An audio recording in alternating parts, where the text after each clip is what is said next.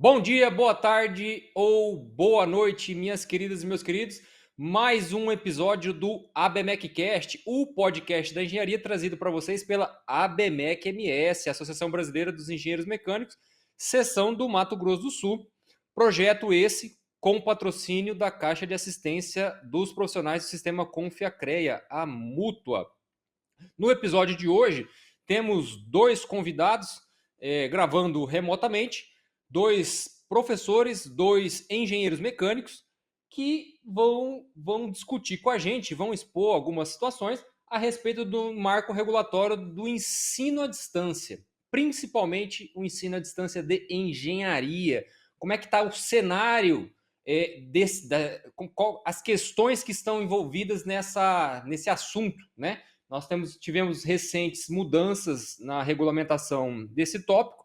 Então, como papel princípio da ABMEC, nós estamos trazendo para vocês estudantes, vocês profissionais, para nos deixar mais atentos em relação a vários tópicos da engenharia. Esse que vos fala, presidente Guilherme Rangel, engenheiro mecânico. Sou um homem branco, na casa dos 35 anos.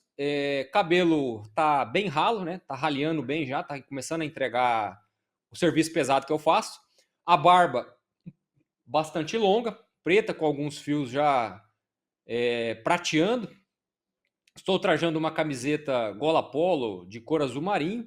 Estou no meu escritório na cidade de Dourados. Ao fundo, uma parede de cor clara, com alguns quadros e retratos, alguns livros ali numa pequena biblioteca e uma segunda mesa de apoio que nós temos aqui no escritório. À minha frente, meus monitores e equipamentos de gravação.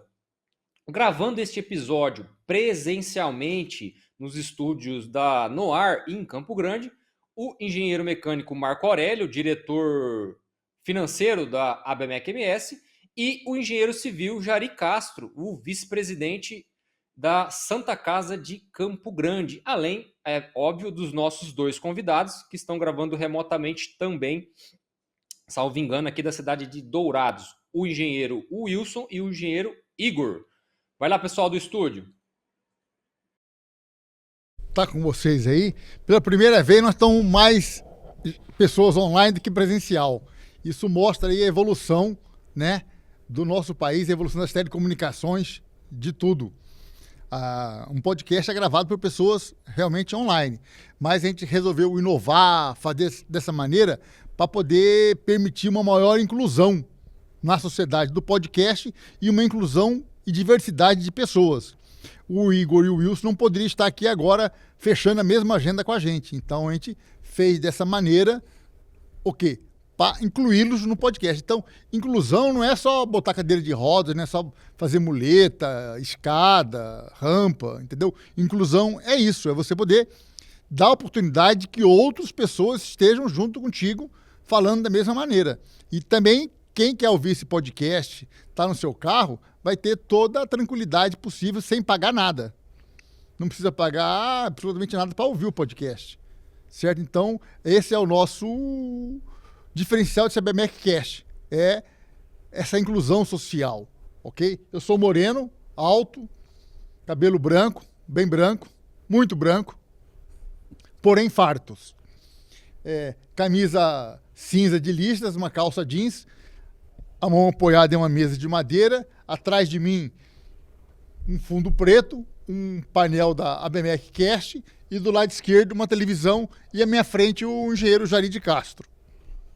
Olá a todos, é um prazer estar participando do ABMECcast. Queria cumprimentar o presidente Rangel, cumprimentar o Marco Aurélio por ter feito esse convite e também o professor William e o professor Igor. O Wilson e Igor. Eu sou homem branco, 65 anos, pele clara, cabelo castanho, branqueando e raleando, não tão branco como Marco Aurélio, nem tão pouco como o do Rangel. Camisa clara, calça azul, estou apoiado em uma mesa de cor clara, ao meu fundo uma televisão, replicando a imagem dos nossos amigos que estão online, e à minha frente o engenheiro Marco Aurélio Cândia Braga e um banner da ABMECcast. Prazer em conhecê-los e vamos para o nosso bate-papo aí, aprender mais sobre o marco regulatório. Vai lá, Igor. Boa tarde, pessoal, tudo bom? Meu nome é Igor, como o Rangel mesmo já falou, eu sou engenheiro mecânico. Atualmente eu sou professor, estou coordenador e também trabalhando como autônomo, como na área de projetos, né, na área de engenharia mecânica. E também estou aqui para poder acrescentar um pouquinho em relação ao ensino de engenharia, até porque eu e o professor Wilson estamos atualmente trabalhando nessa área, né? E a gente gostaria de compartilhar um pouquinho da nossa experiência que a gente está tendo hoje em dia. Bom, obrigado. Vai lá, Wilson. Boa tarde, bom dia, boa noite a todos. Meu nome é Wilson, sou de formação em Física, Matemática e Engenharia Mecânica. Tenho mestrado e doutorado ali na área de Física Aplicada. Trabalho como professor universitário já há 14 anos e também atuo como engenheiro mecânico aqui na região do Mato Grosso do Sul. Eu tenho 35 anos, sou moreno, estou usando uma camisa azul. Estou na minha sala aqui da universidade, eu estou no momento agora. Ao fundo tem alguns livros e alguns TCCs de ex-alunos que já foram entregues. E pretendo nesse podcast conseguir explanar um pouco, né, da minha experiência e as minhas observações que tenho ao longo dos anos no ensino de engenharia e no cenário atual que vem acontecendo, né, a nível Brasil, como que eu vejo a formação acadêmica, mercado de trabalho, as diversas modalidades de ensino que andam surgindo, e, enfim, tentar discutir um pouco sobre essas questões que são tão relevantes, né, para a nossa profissão e para a sociedade brasileira. Show de bola.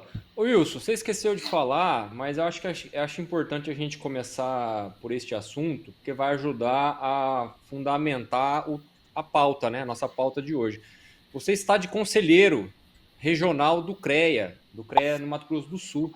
Conta um pouquinho pra gente aí do seu trabalho realizado lá dentro, se você faz parte da comissão de ensino, da CEAP, né? Ensino e Atribuição profissional? Exato, nesse ano, né, E, de Wilson, 2025... só lembrando, Rangel, Oi? que ele é conselheiro pela ABMEC MS, né? Para vocês que não Esse ano, sabem, então, né? O conselho é formado por câmaras e as entidades têm direito a algumas cadeiras lá dentro. A BMEC tem 2 cadeiras, uma delas é ocupada pelo professor Wilson. Então, vai lá, Wilson. exato, esse ano fui, né, agraciado com esse convite aí pela ABMEC, né, para a gente estar representando a nossa classe lá no conselho, conforme o Rangel comentou e também o Marco Aurélio. O conselho é composto, né, basicamente por indicados de instituições de ensino superior e entidades de classe. E nesse caso, eu estou como representante da entidade de classe, que é a Associação Brasileira de Engenheiro Mecânico, seção Mato Grosso do Sul. Atualmente sou o vice-coordenador, né, o coordenador adjunto da nossa Câmara, que é uma Câmara mista, né, que está ali a engenharia mecânica e elétrica e afins. Também fui indicado, né, do plenário para estar representando na Coordenadoria Nacional de Engenharia Industrial, que é uma coordenadoria composta pelos coordenadores de cada regional. E são reuniões que acontecem em Brasília, lá no Confia, onde a gente discute pautas que são embriões, né, para futuras resoluções e até projetos de leis. Esse ano participei de pelo menos 4, né, proposituras no âmbito da engenharia mecânica, foram aprovadas, que serão submetidas ao CONF aí no final do ano. Inclusive, na próxima segunda-feira, estarei em Brasília já para a nossa última reunião e finalização dos serviços, né, associados a esta Coordenadoria Nacional de Engenharia Industrial. Então, também está sendo uma experiência nova, né, porque eu entrei este ano como conselheiro regional e já fui agraciado também com essa oportunidade de estar indo para essa Coordenadoria Nacional. E dentro do Conselho Regional, né, do CREA Mato Grosso do Sul, eu faço parte da Comissão de Ensino e Atribuição Profissional, essa CEAP. É uma comissão que me interessa bastante pelo fato de ser professor e estar aí formando engenheiros há algum tempo. Eu participo também da comissão de meio ambiente, porque eu acredito que seja um viés muito importante para nós da engenharia. O desenvolvimento ambiental, sustentabilidade. Então, são as duas comissões ali que eu atuo ativamente, né, além das obrigações na parte da Câmara especializada. E tudo isso, né, acredito que seja importante para a formação do profissional. Então, o profissional está conectado com o sistema CREA, com o FEMULTA, ele está conectado com o mercado de trabalho, está conectado com as novas tecnologias.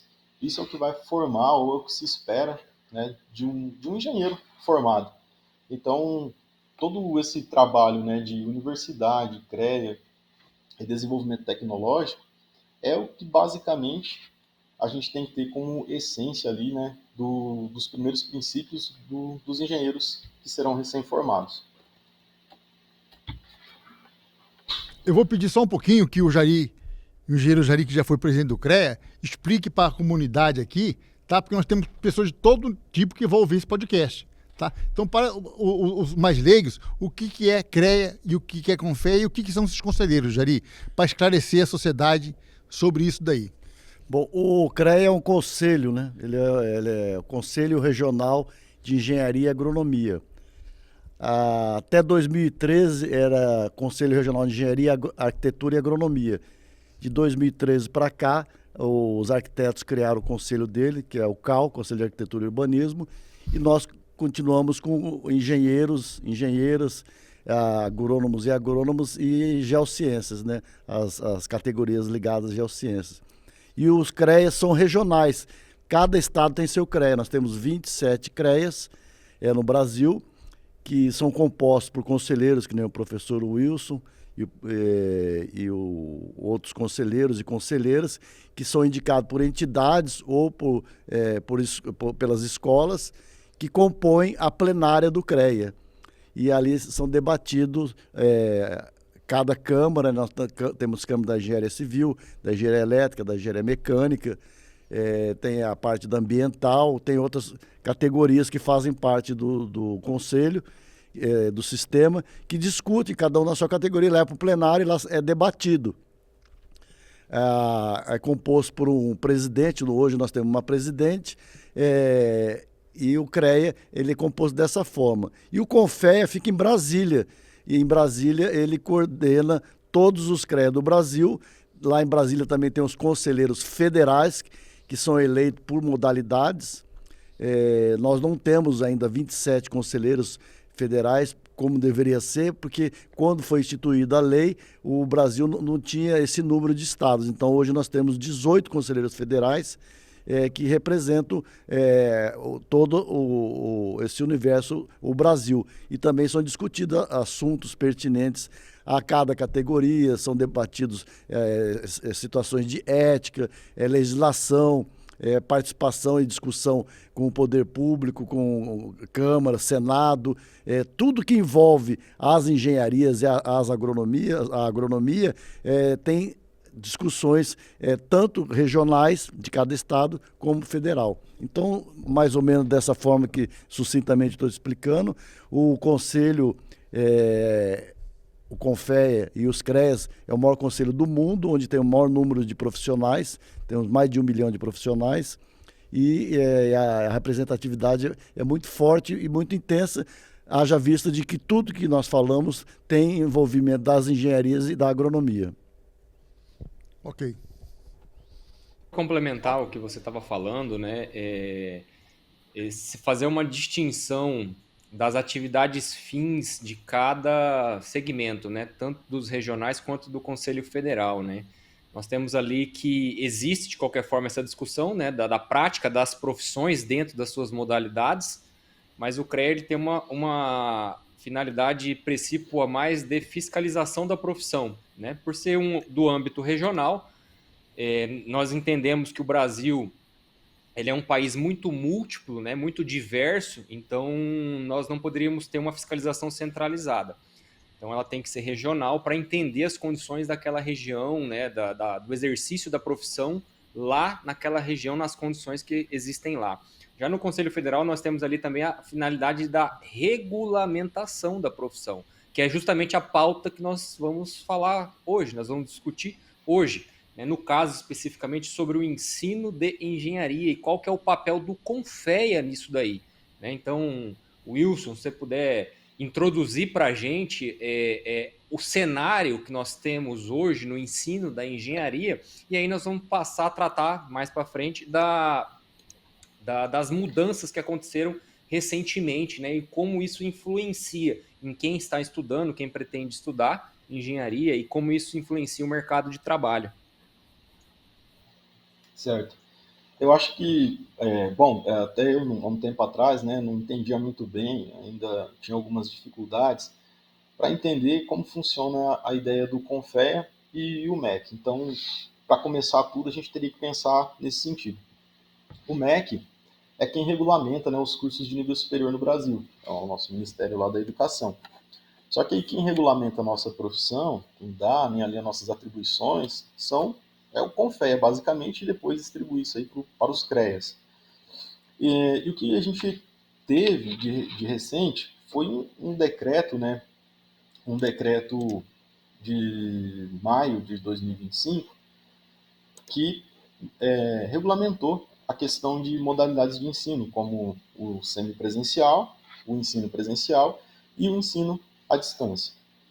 E nesse regulamento estipulou-se nessas modalidades de ensino e proibindo algumas disciplinas de terem cursos à distância. O Confia conseguiu, né, dar um peso com reuniões ali com o próprio Ministério da Educação, e com essa abertura ali do Confia e o Ministério da Educação, a gente conseguiu ali provar, basicamente aprovar cursos de engenharia não serem ali no formato total à distância, né? Visto que temos diversas disciplinas que são de cunho presencial pelo fato de ter uma certa experiência, uma vivência laboratorial, e precisamos de várias práticas, né, que a gente chama dentro disso. E essas práticas, muitas vezes, não se atingem na forma completa no ensino à distância. Então, esse foi o grande gargalo assim, desse novo decreto, né, que se comentou muito esse ano. E qual que é o problema disso tudo, né? Como que as instituições de ensino superior vão se adequar a esse novo decreto? Porque quando a gente pensa na instituição de ensino superior, ela também é uma grande cadeia de articulações, né? Você tem estrutura, você tem professores para se adequar aos novos metodologias. Então é todo um trabalho de transformação, de adaptação, e isso, né, começou a acontecer, né, nesse novo ano. Então, antes disso já teve uma outra mudança, que foram as atividades extensionistas. Foi colocado que cada curso de nível superior tem que, pelo menos, atribuir 10% da sua carga horária total a cursos extensionistas, a atividades extensionistas dentro, né, dessa graduação. E isso também já gerou uma grande mudança, modificação de carga horária, né, de projeto pedagógico de curso, e tudo isso reflete na formação do profissional e, eventualmente, vai refletir nas atribuições que serão concedidas a esses profissionais do sistema CREA-CONFEA. Então, esse é o cenário. Nós estamos passando por uma modificação, né, por uma transformação nessas modalidades de ensino, e é tudo muito novo, né, para as instituições de ensino, que recai a professores, acadêmicos, metodologias, tecnologias. Então, todo esse cenário começou nesse ano de 2025. Né? Se o professor Igor quiser dar uma complementada, como ele está à coordenação de um curso de engenharia, ele sentiu na pele aí as diversas dificuldades, né, que as atividades extensionistas trouxeram e que provavelmente vai trazer as modificações nos projetos pedagógicos. Bom, Vai lá, Wilson, já que Igor. você passou a bola aí, né? É, Bom, pela experiência que eu tive, né, eu entrei na coordenação da engenharia meados de 2021 e permaneço até hoje, eu vejo que a modalidade de ensino EAD tem vindo crescendo muito, as pessoas, principalmente aquelas que são mais ocupadas, trabalham, às vezes já tem toda uma rotina de trabalho, família, problemas pessoais, né, situações pessoais, né, específicas de cada um, e acabam caindo dentro do ensino à distância. Só que eu vou ser um pouco mais, talvez, um pouco mais sincero, né? Que na nossa área em específico, lógico que eu não sei como é que estão em outros setores do conhecimento, mas na nossa área de engenharia mecânica, engenharia industrial, nós temos uma procura relativamente baixa quando se trata de busca por ensino à distância, tá? O perfil das pessoas que procuram fazer um ensino superior de engenharia mecânica, eles têm uma certa prioridade no ensino presencial, né? Até porque a gente sabe que o professor Wilson comentou, né, que a gente tem algumas práticas que têm que ser desenvolvidas na sala de aula, e às vezes o público que assiste a gente, que não tem a experiência de estar numa sala de aula de um curso de engenharia, às vezes vai estranhar isso que eu falo, tá? Mas o bacharel em engenharia mecânica, ele é um curso extremamente teórico, tá? E quando se trata em questão de práticas, tá? A prática que ele fala é o feeling do professor na sala de aula, tá? Porque a gente tem, por exemplo, vou dar um exemplo aqui só, tá? Como a gente está aqui na BMEC, eu vou dar um exemplo da disciplina de termodinâmica, por exemplo. Termodinâmica é uma disciplina que, é lógico, a gente encontra muito, está muito presente no nosso dia a dia, né? A gente tem vários produtos que facilitam a nossa vida e são a base dos fundamentos de termodinâmica, né? E realmente no curso de engenharia, quando a gente chega nessa área do conhecimento, né? A gente não é possível, às vezes, fazer vários experimentos, né? Não é possível, por questões até de infraestrutura, é difícil a gente replicar muita coisa que a gente vê dentro da termodinâmica. Porém, ela é uma disciplina que o professor tem que ter muito o feeling dos alunos, né? E esse feeling é justamente o contato ali na sala de aula, saber o que que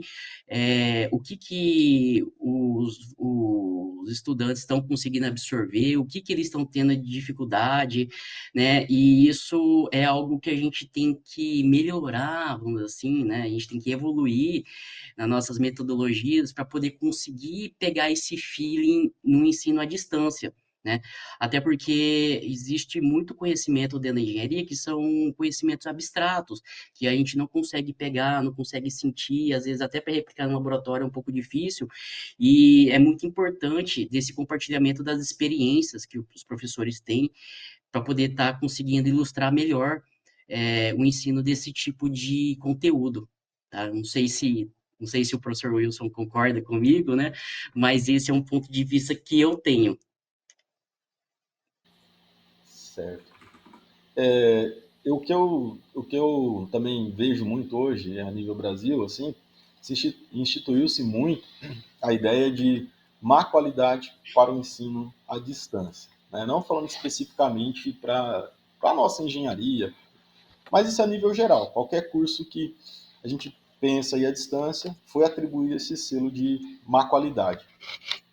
Só que nós também temos que olhar por um lado de que é uma ferramenta que nós vamos usar que não tem volta, né? Pensar assim no ensino tradicional, presencial, e isso que eu acho que é uma coisa que tem que ser discutido muito ainda, nível de conhecimento, nível social, nível também de educação mesmo, né? Que as tecnologias vão ter que ser inseridas ou vão ser inseridas de uma maneira ou de outra na educação. Isso é um fato, a gente não vai conseguir mudar isso, né? Agora, como que isso deve ser feito. Se a gente pensar que tem instituições que não vão estar seguindo o regulamento, né, que foi o decreto que foi feito, como que o MEC, por exemplo, vai fiscalizar essas instituições de ensino superior? São perguntas que eu, particularmente, não sei responder. A gente tem todo um processo para aprovação de um curso, né, no MEC, então é feita uma avaliação do curso. É um processo, acho que o Igor passou, o Guilherme, não sei se ele passou por algum processo quando era professor, mas a gente tem uma série de documentações, tem uma visita em loco, né, de uma comissão do MEC. Só que a gente entende que isso não consegue avaliar como um todo uma instituição ou um curso, não consegue chegar de fato a verificar se uma instituição está ou não cumprindo, né, todas as exigências que o MEC está impondo para que aquele curso venha a ser regulamentado. Então, as perguntas que eu vejo mais, que eu acho são mais pertinentes dentro desse contexto como que podemos inserir, né, essas ferramentas tecnológicas, que há um tempo atrás nós tínhamos a internet e algumas plataformas, né, como o Moodle, por exemplo, que são plataformas interativas no ensino à distância, e hoje nós temos a inteligência artificial, né? Como que a gente vai entrar com isso dentro das academias, trazer isso a nosso favor para formar um bom profissional e mantendo uma qualidade de ensino, e como vai fazer isso? Essa é a pergunta que eu acho mais criteriosa. E aí eu gostaria também de ouvir um pouco aí o pensamento tanto do Marco Aurélio, que é professor, quanto do Jari, por serem pessoas que são de uma outra geração da nossa, da minha e da do Igor aqui, que a gente tem mais ou menos Mais desenvolvida, a né? mesma idade. Nossa geração é mais desenvolvida, né? Como que vocês que pegaram uma outra fase, né, da formação da engenharia, observam essa questão da tecnologia hoje? O Marco Aurélio ainda está em sala de aula, né? Então está tendo ainda esse contato com o aluno. Como que vocês observam? Você acha isso positivo, negativo? Como que vocês veem essa questão das tecnologias, da inteligência artificial nos dias de hoje, dentro das escolas, enfim? A nossa geração é mais desenvolvida, né? Que a de vocês. Porque nós vivemos o analógico e estamos tendo que viver no digital. Vocês já entraram no digital. Então, assim, quando eu dou aula, quando eu faço alguma coisa, eu pergunto pro cara, 10% de 100. O cara fica pensando. Como que você tá pensando, cara? Isso tem que estar ali já, é ou não é? Então, eu dou exercícios pros caras fazerem sem calculadora. Professor, mas se você tá numa emergência, você precisa saber isso. Entendeu? Você tem que ter uma noção de medida. O que são 10 centímetros, o que é 15, o que é 1 quilômetro. As pessoas erram essas conversões e não tem nem a noção de pegar e pensar, opa, isso está errado. 1 quilômetro é isso, 30 quilômetros não pode ser isso.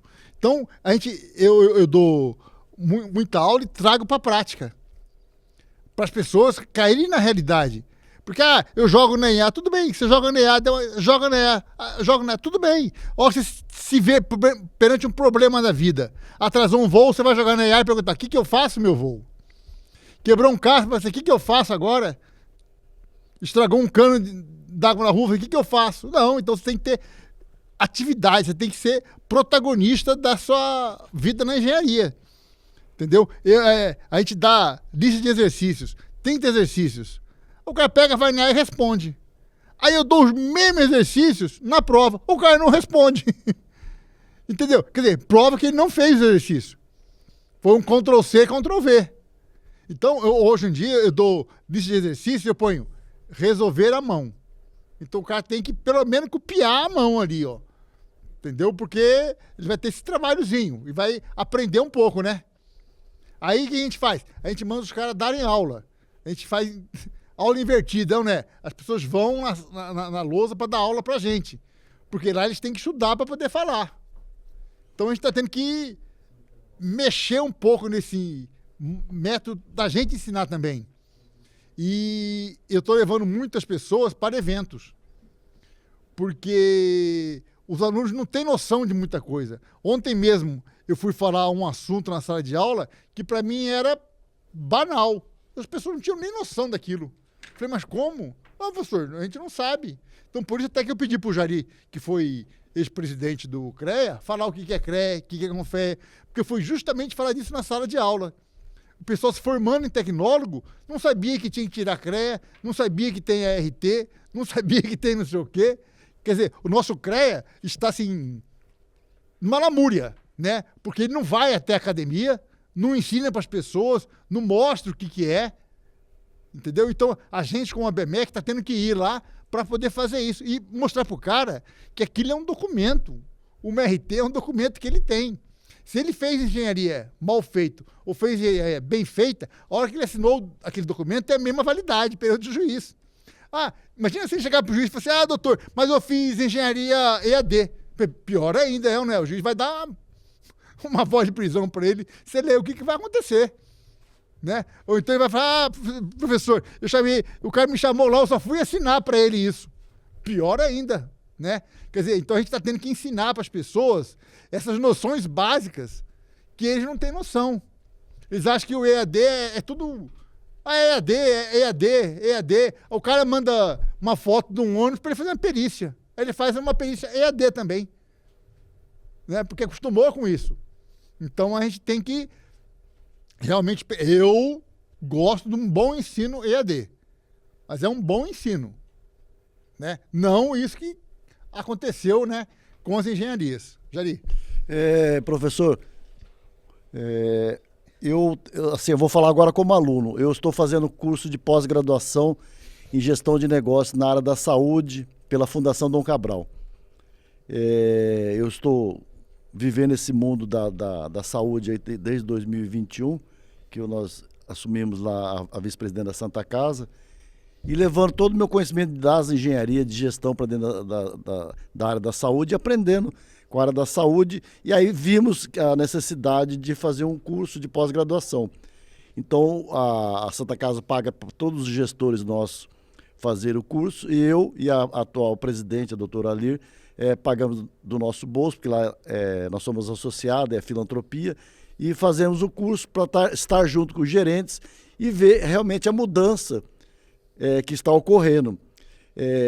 E assim foi engraçado, né, para não dizer triste, quando começamos a entrar nas discussões do IA para os médicos, as médicas, os enfermeiros, as enfermeiras que são gestores junto conosco lá. E nós, a doutora Lê é advogada, eu sou engenheiro civil, do nosso mundo, né? Então, eu estou conseguindo viver essa mudança.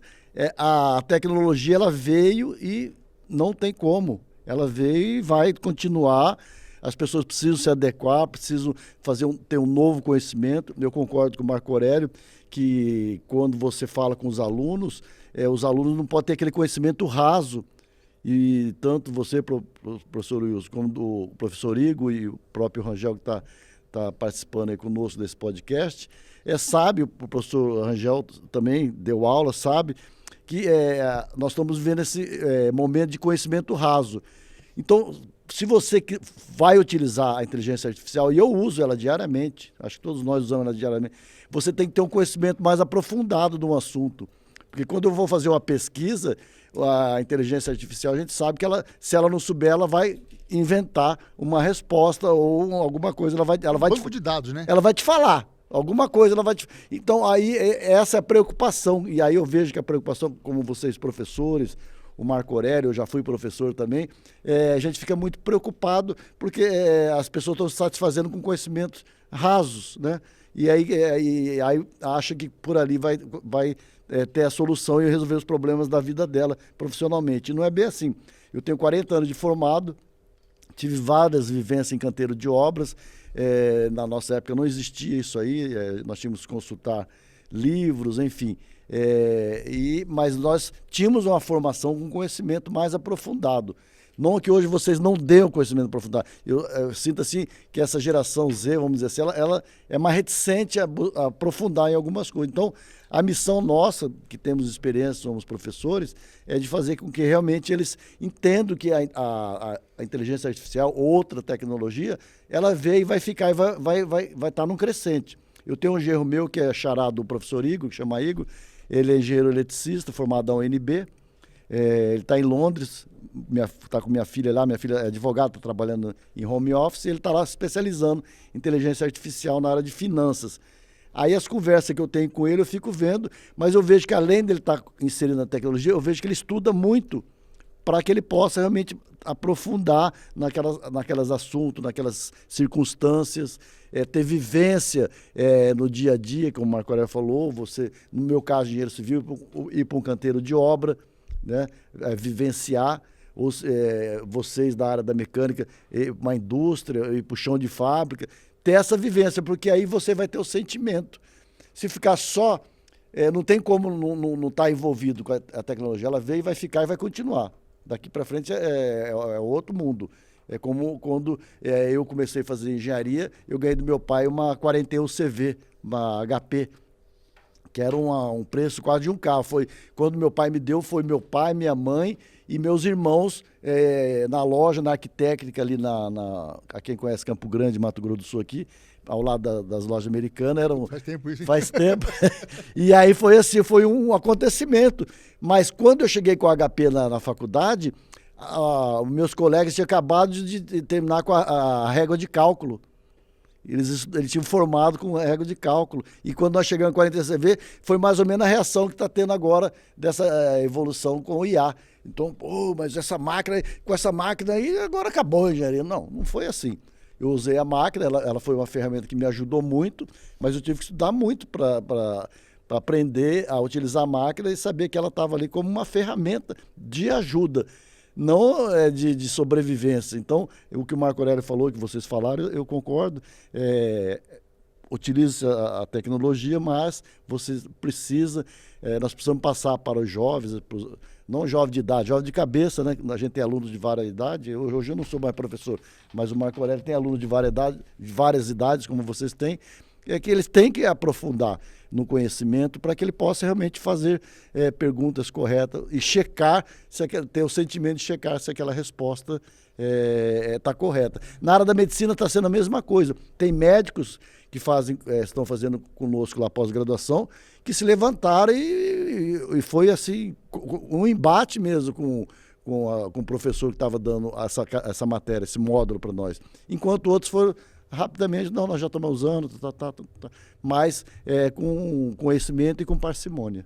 Eu acho que o bom senso tem que sempre prevalecer, e o bom senso é uma frase que nós das engenharias, da agronomia, utilizamos muito na nossa vida no dia a dia, né? É o equilíbrio, esse é interessante. Porque o que a gente vê, o Wilson, Rangel e Igor, os ensinos de engenharia tem que ter laboratório. Ensino de engenharia sem laboratório é pior que o ensino EAD. Entendeu? Agora, tem um bom ensino em EAD e tem laboratório, os alunos vão para o laboratório, são monitorados, aprendem a fazer uma prática, aprendem a mexer com uma ferramenta, aprendem a ter a noção daquilo ali, né, de velocidade, de distância. E também, isso aí é um desafio para as instituições.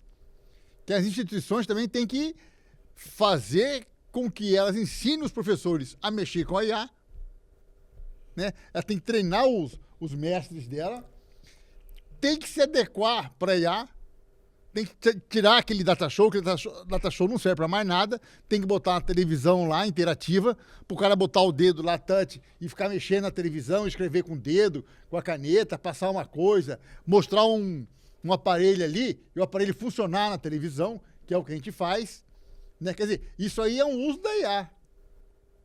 Mas ali, se ele estivesse na casa dele, ele também veria isso. Mas a gente mostra ali, né? E aí vai para o laboratório, para o cara ter a prática. Que é isso que eu acho que assim, que é fundamental, né? Só fazendo analogia, já que nós estamos falando com 4 engenheiros mecânicos, né, aqui no nosso ABMECcast, é mais ou menos como o carro híbrido, né? Eu vejo como hoje o melhor dos mundos, né? Nem o elétrico, nem o convencional, o híbrido. Então, a ideia é mais ou menos essa. Não sei se eu consigo ilustrar, mas é que eu estou vivenciando esse momento assim, no setor automobilístico, né? No mundo, o carro híbrido seria o melhor dos mundos. Então, no conhecimento também teria que ser assim. É uma EAD boa, mas com alguns modos e laboratórios presenciais. velho. É o que concordo a no gente fundo, vê, assim, né? é o que tem que ter, né? Pode falar, Tem que Rangel. ter, tem que ter, né? Na verdade é assim, né? Só para complementar o que os mais vividos desse episódio falaram, né? Essa mudança, essa evolução da forma de ensinar, isso realmente é inevitável, né? O Marco Aurélio, o Jari deu o exemplo ali que ele chegou com uma calculadora um pouquinho mais rebuscada e provavelmente causou espanto ali nos colegas, né? Eu me lembro que eu passei exatamente a mesma coisa quando eu cheguei com uma 50G da HP também para estudar lá nos meados de 2007, 2008 na faculdade. Então, isso daí é normal, isso aí deve acontecer. E como nós já chegamos à conclusão aqui que o EAD é uma situação sem volta, até porque a gente vive num país muito grande, um país praticamente continental, né? O nosso estado é do tamanho de alguns países europeus, para se ter uma ideia. Então, proporcionar ensino de qualidade a todas as pessoas que querem realmente é mais difícil quando tudo é muito longe, tudo é muito grande. Então o EAD está aí, é uma ferramenta, é uma possibilidade, só que realmente a gente precisa ter um certo cuidado, porque como, né, o próprio Jari comentou, o que nós vemos aí, principalmente com os chamados nativos digitais, né, essa geração Z que está chegando aí, talvez até um pouco dos milênios aí, que vieram um pouco antes, é a era do imediatismo, da informação, o que o Jari chamou de informação rasa.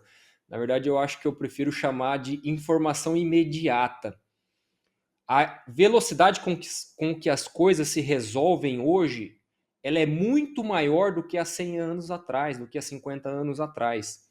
Então, o Jari deu o exemplo, né, que ele estava no canteiro de obra, ele tinha um problema para resolver, o que ele precisava? Correr atrás de livro. Né? Na minha época, a gente estava resolvendo, tinha que resolver problemas de uma coisa que talvez a gente não soubesse, eu já tinha um celular smartphone disponível.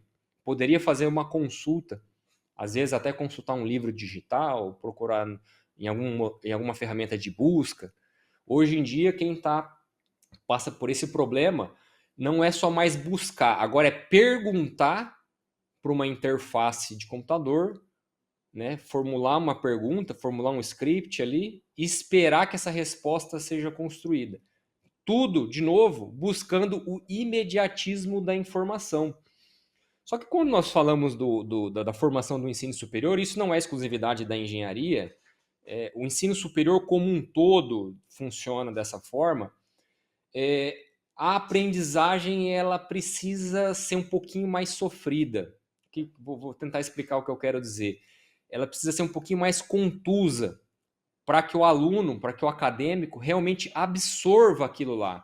Porque é isso que separa, vou usar o ditado popular, né? É isso que separa os meninos dos homens. É o engenheiro ter essa sensibilidade que o Marco Aurélio falou um pouquinho mais cedo ali, de fazer uma pergunta para a IA, tudo bem, é uma ferramenta. A IA para nós hoje era o que a calculadora HP do Jari foi para os amigos dele, para os colegas de faculdade dele. Ele precisa ter essa sensibilidade para que quando ele faça essa pergunta, ele saiba avaliar a resposta. Porque, como ele falou, a resposta vai vir de qualquer forma. Estando certa ou estando errada, ou estando mais ou menos errada, ela vai vir. E essa sensibilidade é necessária para poder fazer essa avaliação. Olhar ali, ó, quando você pede para a IA estratificar o seu raciocínio, né? É possível fazer isso, né? Para quem não sabe, em que ela vai mostrando os passo a passos de como ela chegou no resultado, saber avaliar se tudo aquilo ali está certo ou ela, vamos dizer assim, comeu barriga em algum passo e mesmo assim te deu um resultado que você não conseguiu verificar se está certo ou se está errado. Então, quando a gente fala dessa fragilidade que o ensino de engenharia tem quando das modalidades de ensino à distância, é isso que a gente tem que tentar vencer. Essa vivência, como que o professor transmite esta vivência. É o que eu sempre falo, é o que eu buscava, para quem não sabe, tive a oportunidade de ser coordenador de curso de engenharia mecânica também, é isso que a gente busca quando a gente escolhe um professor. que tipo de vivência, qual é o perfil que aquele professor tem que ele pode transmitir para os alunos e que vai agregar na sua formação, né? A gente costuma brincar, né, que hoje, né, principalmente na engenharia mecânica, como é a realidade do nosso estado, ele não é tão industrializado assim. O perfil de formação do engenheiro mecânico ele tende a puxar um pouco mais para o lado acadêmico, certo? Porque nós temos professores que têm formação puramente acadêmica, porque é mais fácil e mais barato trazer esse tipo de professor. É mais fácil encontrar um professor que dedica-se exclusivamente ao ensino de engenharia do que aquele que divide a profissão com o exercício de engenharia propriamente dito, seja dentro da indústria, seja como autônomo, projetista, consultor, que seja, e a academia e a universidade. Então, é mais fácil o professor puramente acadêmico, só que a gente tem que ter um cuidado com isso. O próprio Marco Aurélio falou, um curso de engenharia mal construído, com práticas, seja laboratório ou seja de estágio, seja o que for que leve a prática ao aluno, é às vezes mais prejudicial do que um EAD mais ou menos desenvolvido, um EAD mais ou menos construído. Então, quando eu tive a oportunidade de estar conselheiro, né, dentro do CREA-MS e também participar da Comissão de Educação e Atribuição Profissional, era isso que a gente via, era isso que a gente buscava quando vinha para o conselho os pedidos de autorização de curso, por exemplo, né, para quem não sabe, né, quando uma universidade ela tem a autorização do MEC para abrir um curso, essa universidade, num determinado momento, ela deve procurar o respectivo conselho profissional para registrar esse curso lá. Senão, os alunos, ao saírem do curso, não vão poder se registrar naquele conselho. Com o CREA não é diferente. Então, as universidades, num certo momento do curso, ali, procuram o CREA para que haja esse registro. Haja essa verificação da matriz curricular, principalmente, né? São atribuições diferentes entre o conselho e o MEC, mas a gente olha a matriz curricular, analisa a matriz curricular, principalmente a formação prática, para que sejam atribuídos àqueles futuros egressos, né, do curso as corretas atribuições profissionais, para que eles possam exercer corretamente de acordo com o que eles aprenderam no seu curso de formação, no seu curso de bacharel. E é nesse caminho que nós vemos esse movimento aqui de tentar frear um pouco essa banalização do ensino à distância. A gente sabe que aconteceu, a gente sabe que acontece, né?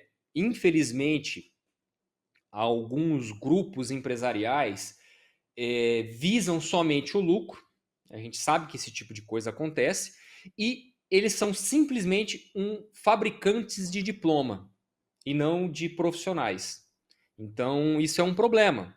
E são profissionais que vão chegar no mercado de trabalho com o mesmo valor legal do que um profissional formado numa universidade mais tradicional, que realmente se preocupou com a formação daquele aluno. Você entende? Então, são profissionais que vão estar competindo. Acredito que todos nós já passamos por situação semelhante, né? De frente a uma proposta de serviço, o cliente falar que conseguia uma proposta incrivelmente mais barata do que aquela que a gente ofertava.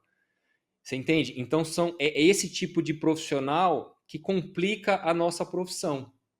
É esse tipo de profissional que muitas vezes bota em risco um empreendimento, uma situação em que é necessário um engenheiro, né? Vamos fazer uma analogia bem simples aqui. Eu preciso de uma certa cirurgia médica.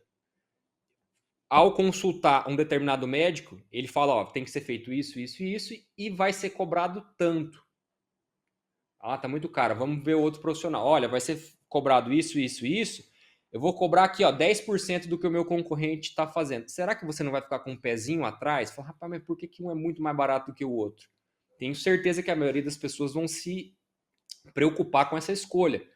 Então, vejam, não é porque um é mais caro que é melhor, mas geralmente é um bom indicativo do preparo que aquele profissional teve, do tempo que ele investiu para se preparar, adquirindo conhecimento, né, com o tempo de carreira que aquele profissional tem e o que reflete na sua experiência frente ao outro que está cobrando muito mais barato, que já pode ter pago muito mais barato numa formação que foi muito mais superficial, e que, infelizmente, tem muito menos a entregar como profissional.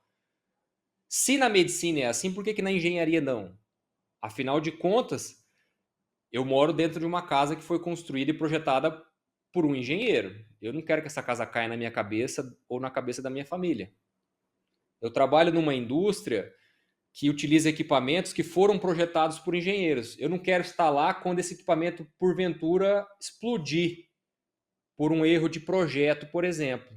A gente sabe que acontece, né? Quem é da engenharia mecânica, quem é da indústria sabe que esse tipo de coisa acontece. Então vejam, qual o peso que um bom profissional tem? Eu até costumo brincar, né? Isso não é uma frase que fui eu que inventei, mas eu ouvi em algum lugar, mas eu costumo reproduzir ela, né? Certa vez uma pessoa questionou uma outra falando que ela indagou outra pessoa falando que engenharia no Brasil é uma profissão falida, porque existe uma grande chance de você formar engenharia e acabar virando Uber. Não estou de forma alguma diminuindo essa profissão, né, do Uber, mas a pessoa que fez engenharia, ela não estudou 5 anos, às vezes num curso caro, um curso que é difícil, todas as engenharias são muito difíceis de se formar, exige muito dedicação, nenhuma delas fez isso para ter que acabar dentro de um carro de aplicativo. Aí a outra pessoa responde: não existe nenhum engenheiro Uber no Brasil. Existem bacharéis em engenharia que não conseguiram se colocar no mercado de trabalho, que não se formaram como engenheiro, às vezes por ter feito uma escolha ruim em relação à sua própria formação, e acabaram tendo que executar uma outra atividade. Então, isso aí, infelizmente, é uma situação que ocorre. O mercado de trabalho se saturou um pouco com essa formação mais abrangente, por conta, é claro, de algumas universidades que preferiram fazer esse curso mais superficial, a gente sabe que isso aconteceu, mas o mercado de trabalho é competitivo. O engenheiro, que acho que também é um dos objetivos desse programa, é trazer isso, né? Como é que um engenheiro ele agrega valor a ele mesmo, né? Nós já trouxemos aqui outros colegas engenheiros que nós discutimos justamente isso.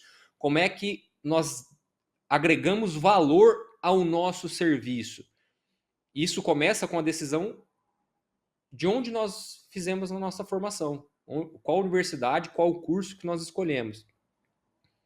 Passa pelo processo de formação propriamente dito, dos cursos que nós fizemos, do interesse que nós tivemos em correr atrás de uma formação extra, né? Porque a gente sabe, né, todos aqui em algum momento fomos professores, a gente sabe que um curso de engenharia ele forma o aluno, por melhor que seja esse curso, ele forma o aluno de forma bem básica. Esse aluno, esse egresso, só vai ser um engenheiro depois de um bom tempo sofrendo, batendo cabeça, ganhando experiência. Então, como é que a gente agrega valor? Começa com as nossas escolhas, né? Acredito que o EAD é uma ferramenta que deve ser utilizada, mas deve ser muito ponderada. Tem que ser muito moderado o uso dessa ferramenta.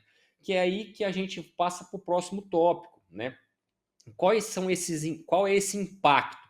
Nós sabemos aí que houve um trabalho do CONFEA com o Ministério da Educação a respeito de proibir os cursos que são totalmente EAD, né, os cursos de engenharia, visando essa questão de proteger a qualidade do ensino, né, proteger esse padrão mínimo de qualidade dos engenheiros que chegam no mercado de trabalho, mas é uma ferramenta que está aí.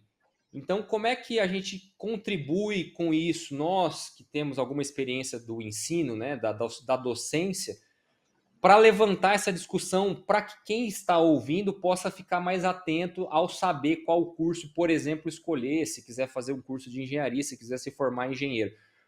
Qual que é esse impacto no ensino da engenharia que a gente tem, Wilson e Igor, vocês que estão mais dentro da sala de aula? deixar o Igor agora, porque já falei bastante, né? O Igor tá quietinho. Rangel, oi?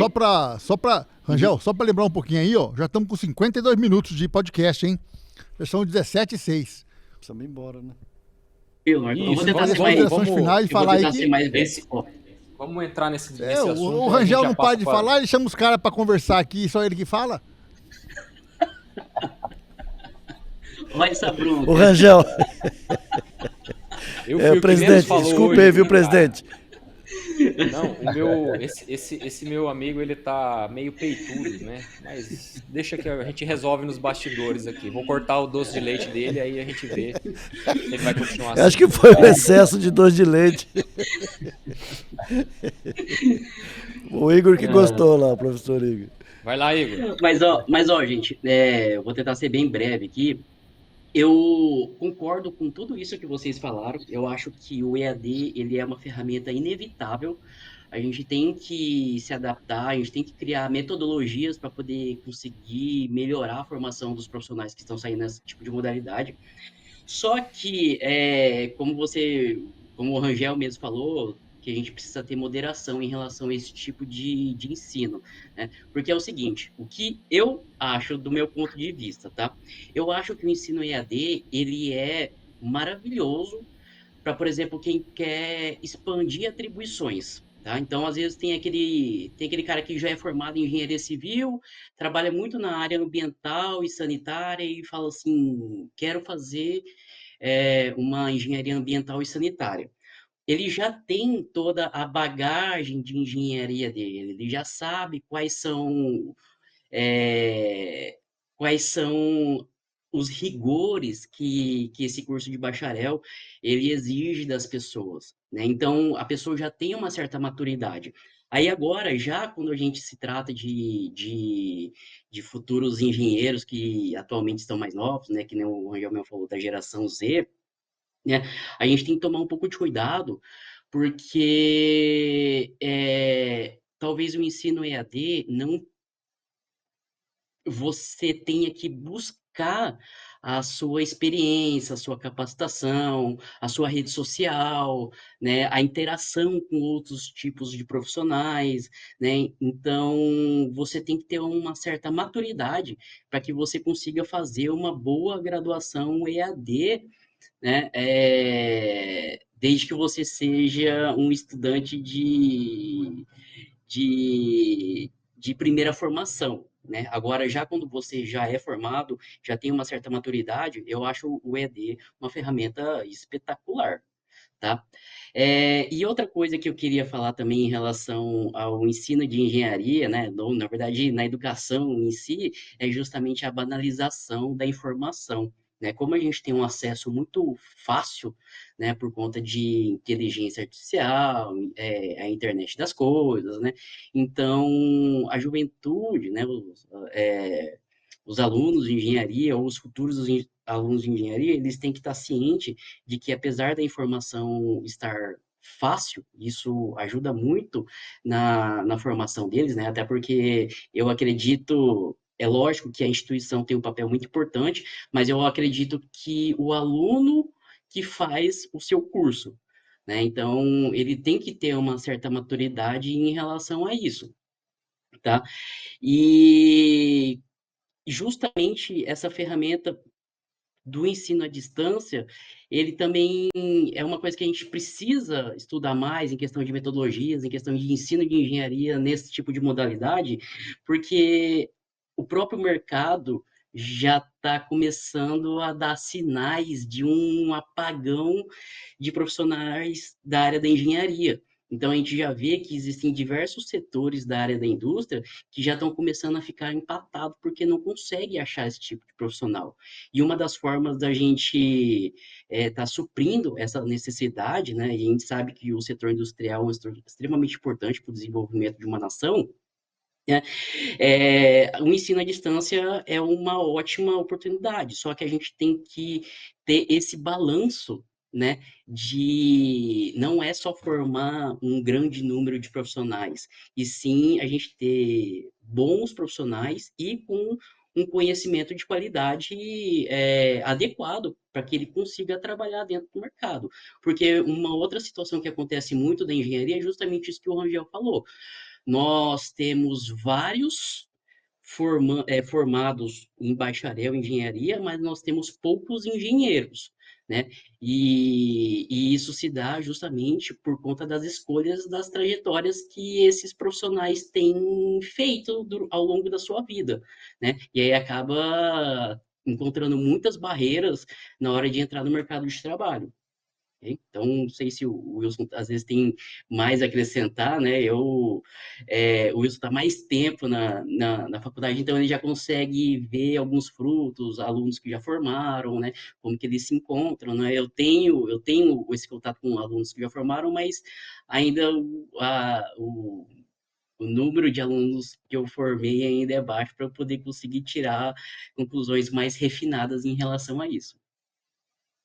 Para suas considerações finais aqui, só para a gente arrematar esse assunto. Bom, acredito que o marco agora regulatório vai ser bem interessante por isso, né? Que ali em torno de 30% a 40% com curso semipresencial, EAD, é obrigatório ter momentos síncronos, né? E aulas práticas, laboratórios, ser feito presencialmente, além dos momentos síncronos, e aí o restante do curso podendo ser na modalidade à distância. E é interessante também chamar a atenção que um curso presencial, para ele ser considerado, né, presencial, é 70% presencial e 30% pode ser colocado aí na modalidade à distância. Então, se a gente também olhar com carinho, a gente vê que a proporção é pouca, né, comparado à distância com o presencial, né? Estamos falando ali de diferença de 30% a 40% entre um curso à distância e um curso presencial.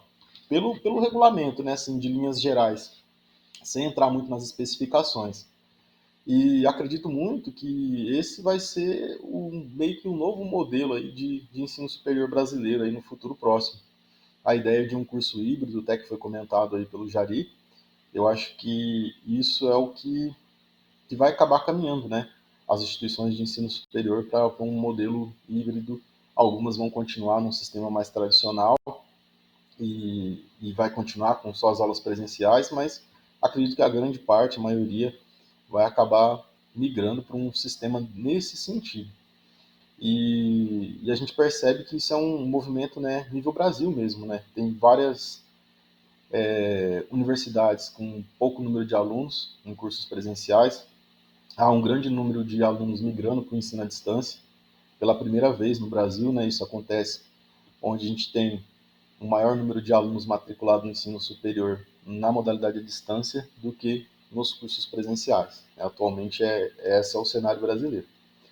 Então, provavelmente vai permanecer assim por algum tempo aí.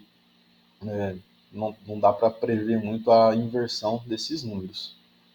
E aí é aquilo que eu disse, que eu acho que todo mundo chegou à mesma conclusão, né? O EAD tem que ter algo de qualidade, temos que ter algo como fazer esse EAD ser de qualidade, né? Eu acho que esse é o grande gargalo aí para a gente conseguir formar um bom profissional. Acho que é isso. Show de bola, show de bola. Pessoal do estúdio, Marco Aurélio, Jari, vamos para as considerações finais então, porque nós já batemos 1 hora de programa e nossos convidados têm o horário mais restrito. Então, vai lá, por favor. Professor Wilson, professor Igor, professor Rangel e professor Marco Aurélio, obrigado por poder... foi uma aula, porque realmente é muito importante nós escutarmos os catedráticos falarem com experiência, apesar de jovens, mas bastante experientes, para que a gente possa realmente buscar o melhor, né? O que nós queremos é o melhor para essa geração que vem vindo aí e está em nossas mãos. Dar o nosso melhor, nosso conhecimento. Aqui tem 2 engenheiros sênior, vamos dizer assim, né? E vocês com a juventude, mas com bastante conhecimento, fazem a diferença. Então, conte conosco, sempre estamos à disposição e com a cabeça bem arejada, para que a gente possa continuar aprendendo. Porque aquela pessoa que diz que sabe tudo, ela já morreu, né? Então, tem uns que só estão aqui marcando presença na Terra, né? Então, a humildade faz parte de que a gente possa sempre estar sabendo que precisamos aprender e também precisamos desaprender para aprender de novo. Acho que a grande sacada dessa geração agora é essa, né? Você aprende, depois você precisa desaprender e aprender uma coisa nova, e assim você vai indo, vai evoluindo. Então, eu acho que essa mensagem que eu deixo aqui, e agradecer mais uma vez a ABMEC, em nome do nosso presidente Rangel e do presidente Marco Aurélio, essa oportunidade de estar participando. Um abraço a todos. Bom, eu acho que é muito legal a gente, ainda mais agora, Wilson e Igor, vocês estão vivenciando aí em Dourados também um boom de mão de obra, né? Como nós estamos vivenciando aqui em Campo Grande, né? Que as empresas estão necessitando de mão de obra especializada. Então as universidades, os cursos técnicos, os tecnólogos, têm que realmente saber fazer alguma coisa. Entendeu? Só ficar ali atrás de uma planilha de algo não resolve. Muitas vezes também o cara vai, faz um cálculo na planilha e não confere. Eu peguei um dado do aluno que a gente mandou fazer um cálculo para jogar um produto que é controle de automação. Ó, automatiza aí para jogar cloro e tal, numa caixa de tantos mil litros. Aí o cara, professor, daí eu falei, caraca, você jogou 5 litros numa caixa de 5 mil? Quantos por cento? Ah, é muita. Pô, tem que saber, cara. Né? E se regular isso aí, vai matar todo mundo na empresa? O que vai acontecer? Então as pessoas têm que ter até essa noção, né, do que vai acontecer para poder saber, eu quero ganhar 15 mil por mês. Excelente. Você vai entregar o suficiente para ganhar 15 mil por mês? É essa a pergunta que você tem que se fazer. Porque ter quem paga 15 mil tem. Um monte de gente. Agora, você está apto a entregar os 15 mil que o cara vai querer? Então essa aí é uma mensagem que a gente deixa para as pessoas aí, que você tem que saber até onde você vai chegar. Tem engenheiro que ganha 50 mil por mês, tem engenheiro que ganha 100, tem engenheiro que ganha 200. Quer dizer, agora, ele está apto a entregar aqueles 200, aqueles 100 que ele fez, que ele se propôs a fazer o serviço. Tá vindo um engenheiro de tudo quanto é parte do Brasil, do mundo, aqui em Campo Grande, mexer com crédito de carbono. E os nossos engenheiros? E as nossas pessoas? Mas ele tem que falar inglês, eu não vou estudar inglês, tem que não sei o quê, não vou fazer... Aí, quer dizer, tá passando mais uma oportunidade. Então, o pessoal tem que estudar, e esse ABMEC Cast é justamente para isso, para dar uma sacudida, né? Levanta, sacode a poeira e dá a volta por cima. É isso aí. Show de bola, show de bola. Realmente, né, Marco Aurélio e pessoal, eu acho que este é o grande objetivo da ABMEC, entre outras atividades, com este programa, né, com a ABMEC Cast, é trazer esses assuntos correlatos, né? A gente sabe, a ABMEC ela é uma entidade profissional, né, uma entidade voltada para profissionais, só que o profissional nasce lá dentro da universidade. Então a gente não podia deixar de falar sobre o ensino da engenharia também, né? E no caso, nesta situação que o país passa, né? A gente está vendo aí escassez de alguns profissionais, nós estamos vendo uma modificação na nossa forma de ensinar engenharia, então a gente não podia deixar de discutir esses assuntos, né? Em nome da ABMEC, eu agradeço o professor Wilson, o professor Igor, né, que dedicaram essa praticamente uma hora e pouquinho, para vir aqui e trazer as suas experiências a respeito do ensino de engenharia. Acho que a grande vantagem que a ABMEC tem é essa, né? Essa rede de amigos, essa rede de conhecidos, de colegas de trabalho, que a gente consegue, de forma bastante diversificada, conversar sobre qualquer assunto. Então, eu novamente agradeço. Quero fazer um convite, né, para vocês que estão vendo esse episódio antes do dia 4 e dia 5 de novembro de 2025, que nós teremos a 30ª edição do DMMS Carbono Neutro, esse ano realizado na cidade de Campo Grande. Este vai ser um evento presencial, vai acontecer lá na Faculdade Senai da Construção, na Rashid Neder, né, na cidade de Campo Grande. É um evento que vai ser transmitido ao vivo pelo canal da ABMEC MS no YouTube. É um evento que tem inscrição gratuita e emissão de certificado. Então, você, estudante aí, Wilson e Igor, aos seus alunos, façam o convite, né? Eles que vão precisar de horas complementares, né, para sua formação. é uma oportunidade de conseguir algumas horas aí. É um evento, como eu falei, que vai ser presencial, mas nós vamos dar a oportunidade de se inscrever na modalidade online. Então, um aluno que não puder estar na cidade de Campo Grande naqueles dias, faça a inscrição na modalidade online e aproveite aproveite todo este evento que nós vamos trazer profissionais renomados das mais variadas áreas para falar do assunto carbono neutro, biogases, biometano, que são assuntos que estão bastante em voga aí no meio da engenharia industrial e principalmente no Estado. Então, quem busca oportunidade de diversificação profissional, essa é uma oportunidade muito boa, né? O Mato Grosso do Sul está passando por uma transição energética bastante interessante, então estamos discutindo bastante esse assunto. Nos vemos numa próxima oportunidade. Não deixem de conferir os episódios que nós já publicamos tanto no canal do YouTube da BMEC quanto no canal do Spotify. Então, você que gosta aí de dirigir ouvindo um podcast, nós temos disponível no Spotify também. Nos vemos numa próxima oportunidade. Fiquem com Deus e até lá.